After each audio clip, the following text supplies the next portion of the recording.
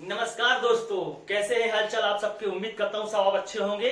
सबको नमस्ते, मेरा जय हिंद जय भारत। चलिए आज हमारा टॉपिक है भारत के वन जीव। हमारा आज का टॉपिक क्या है? भारत के वन जीव की हमें बात करनी है।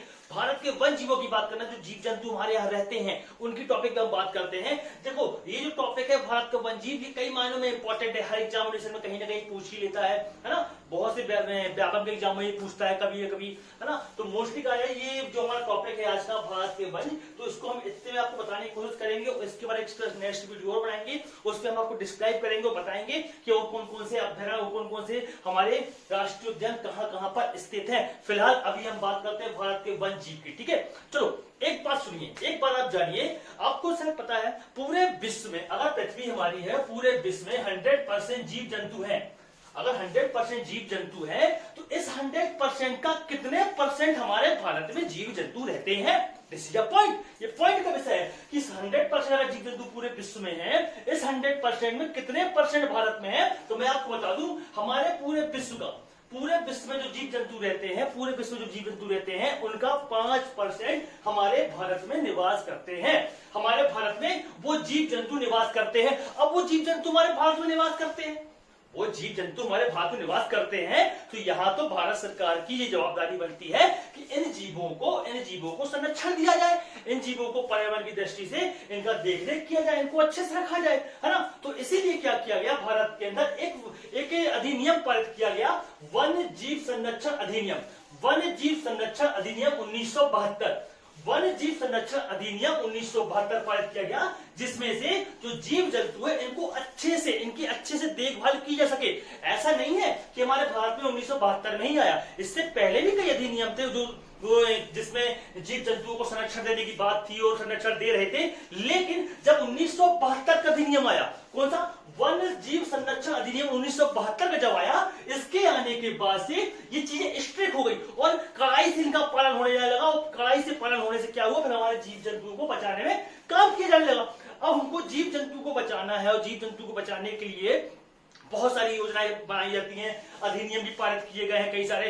लेकिन एक सोचने वाली बात है कि जो जीव जंतु हैं, ये जीव जंतु है, इनको रखते कहाँ है? ये रखते कहाँ है? आपको पता है इनको कहाँ रखते हैं? हम राष्ट्रीय उद्यान में रखते हैं, अभ्यारण्य में भी होते हैं, जैव मंडल क्षेत्र में भी होते हैं। अब आपके दिमाग में एक चीज होगी कि सर राष्ट्रीय उद्यान, वन जीव अभ्यारण्य और जैव मंडल, इन तीनों में क्या होता है? इन तीनों में जीव जंतुओं का संरक्षण होता है, मतलब उनको वहां पे रख के इनका संरक्षण किया जाता है। अब यहाँ पर इनको थोड़ी सी डिफरेंसेस जानना हमारे लिए बहुत जरूरी है, ताकि हमें मालूम तो पड़े कि राष्ट्रीय उद्यान क्या होता है, वन जीव अभ्यारण्य क्या होता है और जैव मंडल आरक्षित क्षेत्र क्या होता है। चलिए तो इसके बारे में थोड़ी सी जानते हैं। देखो आपने सुना होगा राष्ट्रीय उद्यान।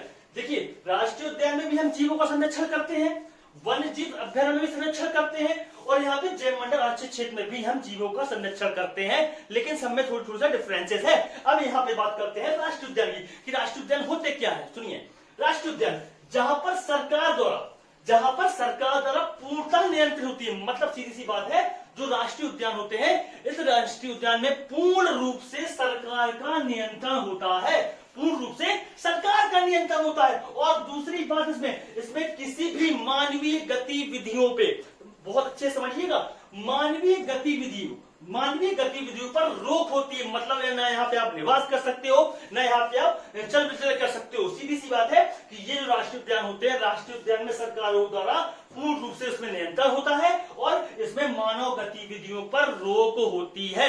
इनमें मानव गतिविधियों पे रोक होती है। ठीक है, नेक्स्ट बात करते हैं क्या है? वन जीव अभ्यारण्य। वन जीव अभ्यारण्य क्या होता है? वन जीव अभ्यारण्य क्या होता है? निजी कार्यों के लिए थोड़ी बहुत अनुमति हमें मिल जाती है।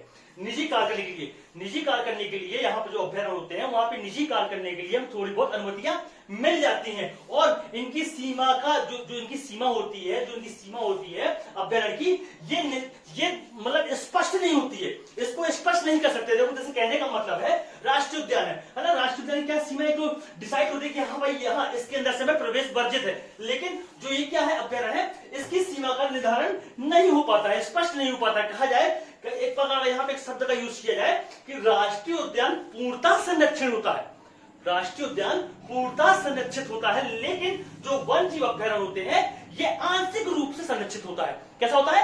आंशिक रूप से होता है। ठीक है, चलिए नेक्स्ट भी बात करते हैं। यहाँ पर अच्छा, एक चीज और जान लीजिए आप, जो राष्ट्रीय उद्यान की बात कर रहे हैं हमारे भारत में लगभग अभी फिलहाल के डाटा के हिसाब से शायद 105, आई थिंक 105 राष्ट्रीय उद्यानों की संख्या है। और अभ्यारण्य की बात करेंगे तो 523 लगभग हमारे भारत में अभी क्या है, राष्ट्रीय अभ्यारण्य, वन जीव अभ्यारण्य 523 के लगभग है, और राष्ट्रीय उद्यान हमारे यहाँ कितने लगभग 105 है। चलिए अब बात करते हैं जैव मंडल आरक्षित क्षेत्र की। जैव मंडल आरक्षित क्षेत्र होता क्या है?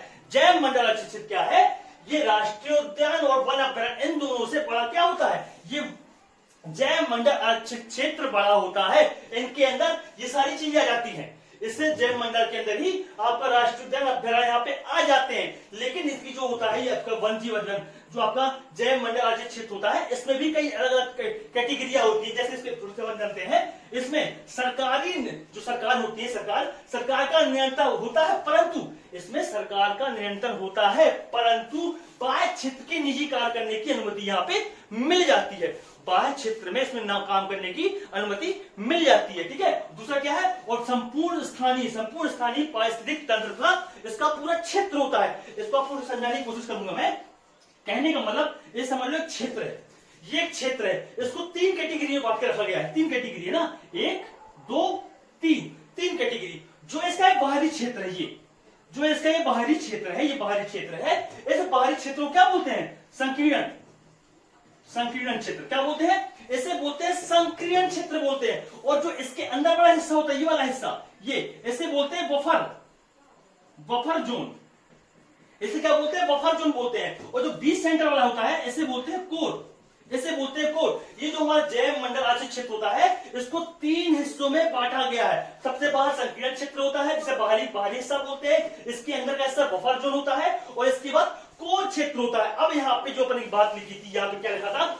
सरकारी नियंत्रण पे होता है, परंतु बाह्य क्षेत्र में निजी कार्य करने की अनुमति मिल जाती है। बाह्य क्षेत्र में काम करने के मतलब, कहने का मतलब है इस वाले क्षेत्र में जो उसका बाहरी क्षेत्र है, इस क्षेत्र में मानव को निवास करने की अनुमति मिल जाती है। आप निवास कर लेते हो, निवास कर सकते हो यहाँ पर, है ना, कुछ निजी कार्य भी कर सकते हो। लेकिन इन तीनों कंडीशनों में किसी भी जगह पे पर्यावरण को नुकसान पहुंचाने की अनुमति नहीं दी जा सकती और नहीं दी जाती है। ठीक है, चलो, तो ये बाहरी क्षेत्र में यहाँ पे अपन कुछ कर सकते हैं, यहाँ पे मतलब मानवीय गतिविधियों को यहाँ पे काम करने को मिल जाता है, यहाँ पे निवास करने को मिल जाता है। सेम इसी बफर जोन में भी, इस बफर जोन में भी यहाँ पे निवास करने की परमिशन वगैरह मिल जाती है। लेकिन जो यहाँ पर जो कोर क्षेत्र होता है, इसमें किसी भी तरीके से किसी को भी जाने की अनुमति यहाँ पर नहीं होती है। इस जगह पे किसी भी तरीके से यहाँ पे नहीं होती है किसी को जाने की। देखो, कहने का मतलब सीधी सी बात है, जो यहाँ पे शब्द लिखा हुआ पारिस्थितिक तंत्र, क्या लिखा हुआ है? पारिस्थितिक, मतलब जो जैव मंडल आरक्षित क्षेत्र होता है, ये कई बड़े हिस्से को, इसका बड़ा हिस्सा होता है, जीवों में डिफरेंसेस होती है, उन्हीं से मिलाकर के एक पूरा क्या बनता है? जैव मंडल आरक्षित क्षेत्र बनता है। और उसके अंदर ही इस आपके राष्ट्रीय उद्यान, राष्ट्रीय अभ्यारण्य और अभ्यारण्य, ये सारी चीज इसके अंदर यहाँ पे आ जाती है। ठीक है, इसको 3 कैटेगरी बांटा गया है, संकीर्ण क्षेत्र, बफर जोन और कोर क्षेत्र।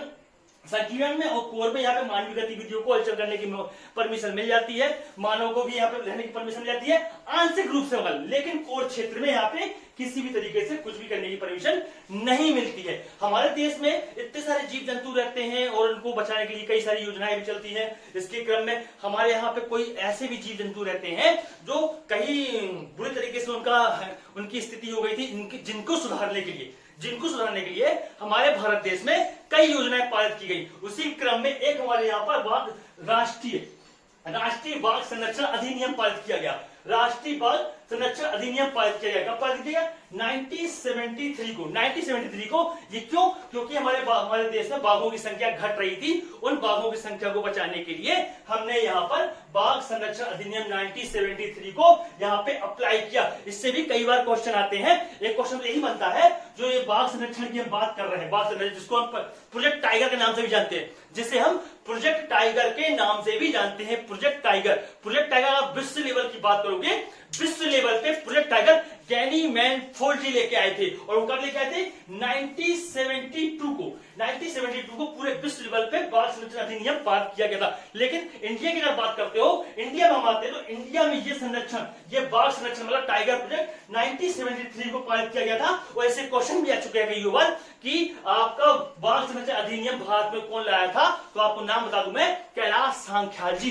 कैलाश सांख्याल जी इसको लाने के जनक, इसको जनक बोलते हैं भारत के अंदर। ठीक है, चलो इसके बाद क्या है, हाथी संरक्षण। हाथी को भी संरक्षण में दिया है। हाथी संरक्षण अधिनियम पारित कब किया हमने, 1992 को। इसके बाद मगरमच्छ, मगरमच्छ बचाने के लिए भी हमने अधिनियम पारित किया। कब किया इसको हमने, 1974 को।